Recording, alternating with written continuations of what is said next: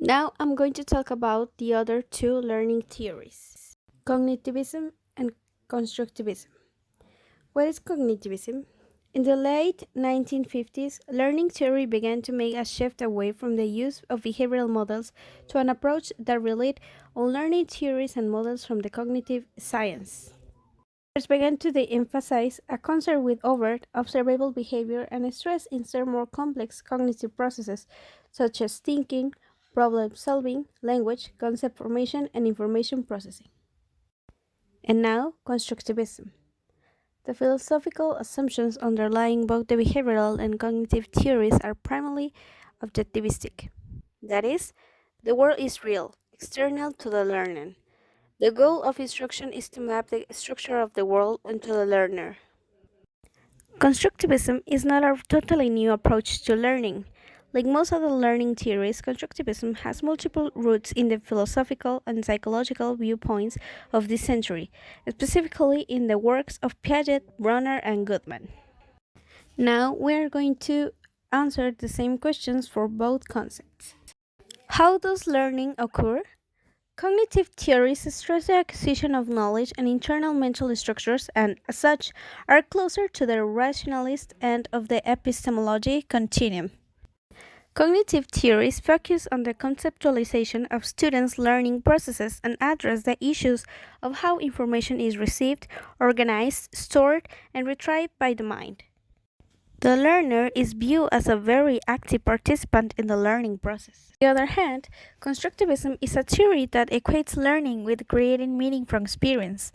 Even though constructivism is considered to be a branch of cognitivism, it distinguishes itself from traditional cognitive theories in a number of ways.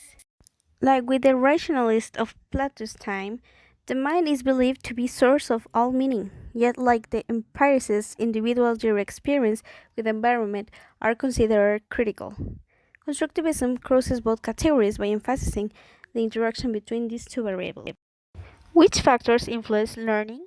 The cognitive approach focuses on the mental activities to the learner that let up a response and acknowledge the process of mental planning, goal setting, and organizational strategies.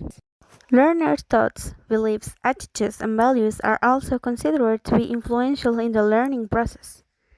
The real focus of the cognitive approach is on changing the learning by encouraging him or her to use appropriate learning strategies. For constructivism, both learner and environmental factors are critical to the constructivism, as it is the specific interaction between these two variables that creates knowledge. Every action is viewed as an interpretation of the current situation based on an entire story of previous interactions. For this reason, it is critical that learning occur in realistic settings and that the selected learning tasks be relevant to students' lived experience. What is the role of memory? Memory is given a prominent role in the learning process. Learning results when information is stored in memory in an organized, meaningful manner.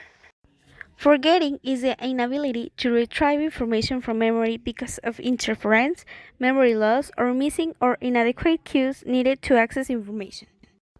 In constructivism, the goal of instruction is not to ensure that individuals know particular facts, but rather that they elaborate on and interpret information. As mentioned earlier, a concept will continue to evolve with each new use as new situations, negotiations, and activities recast in different, more densely textured form.